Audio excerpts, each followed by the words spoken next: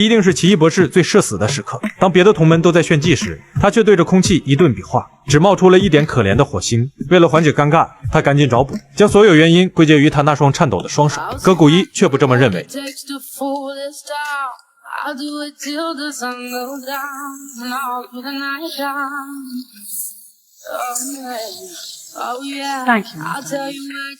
为了给史蒂芬开小灶，古一打开传送门，直接把他带到了珠穆朗玛峰。这里空气稀薄，寒冷刺骨。然而古一只是告诉史蒂芬，要是打不开传送门，2分钟他就会变成人体冰雕，成为珠峰的新地标。话音刚落，便潇洒转身回到圣殿。而在零下几十度的珠峰上，史蒂芬冻得像根冰棍，双手抖得更厉害了。但就在濒死之际，求生的本能让他终于突破了自己的极限。他哆嗦着画出的法阵，居然打开了一扇通往圣殿的传送门。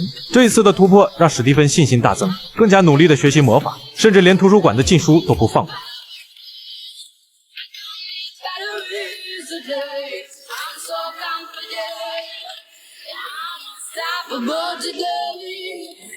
随着学习的深入，史蒂芬逐渐掌握了各种强大的技能。他开始尝试一些高难度的法术，甚至不顾默度的警告，用阿格摩托之眼练习禁忌法术中的咒术，竟意外地学会了操纵时间，甚至能控制每个时刻苹果的变化。很快，他学以致用，将禁书中被卡西利亚斯盗取的有关多玛姆和黑暗次元的内容成功复原。这一行为引起了默度和王的注意，他们迅速阻止了史蒂芬，并告诫他操纵时间的危险性。时间是宇宙底层的规则，逆转、循环等操作会直接扰动现实，引发空间扭曲、环境震荡，甚至将人困在无限反复的时间里。同时，他们向史蒂芬介绍了阿格摩陀，他是圣殿的建立者，也是首任至尊魔法师。为了防止多玛姆等邪恶力量入侵，阿格摩陀修建了香港、纽约、伦敦3座圣殿，3个圣殿构成一个强大的保护网，保护世界。而法师的责任正是保护圣殿。史蒂芬不想趟这趟浑水，他来到这仅只是为了治愈自己的双手。他可不想拯救世界，但显然他没得选。卡西利亚斯的再次出现，让他不得不参与其中。卡西利亚斯带着一众信徒，妄图召唤黑暗维度的多玛姆，入侵整个宇宙。他们的第一个目标便是伦敦圣殿。守护伦敦圣殿的法师根本不是他的对手。史蒂芬本想出手相助，奈何他所施展的魔法，在卡西利亚斯强大的黑暗力量面前，显得有些力不从心。下一秒，他便招架不住。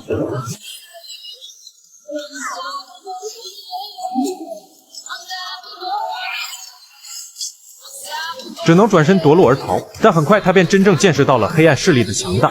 在他拼命逃跑时，卡西利亚斯突然施展黑暗魔法，只见前方的空间如同被一只无形的大手肆意揉搓、扭曲变形，原本平坦的道路变得崎岖难行。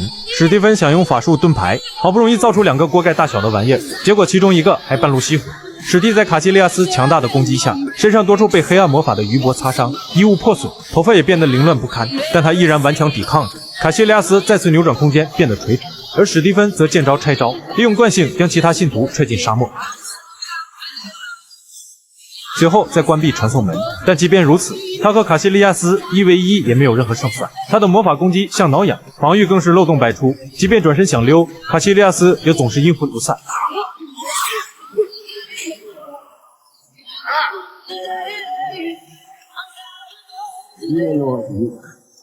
史蒂芬被卡西利亚斯按在地上摩擦，千钧一发之际，一直静静陈列在纽约圣殿的悬浮斗篷像是感受到了史蒂芬的危机，多次替他挡下致命一击。当他从楼上掉落时，悬浮斗篷突然飞来，自动披在了史蒂芬的身上。接下来，奇异博士登场。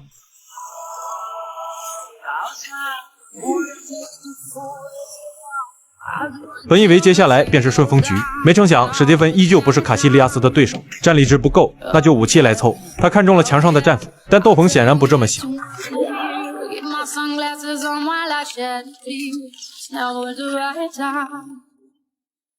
他带着史蒂芬躲避着敌人的攻击，在斗篷的牵引下，史蒂芬调转方向，扯下了墙上的机关锁，朝着卡西利亚斯扔了过去。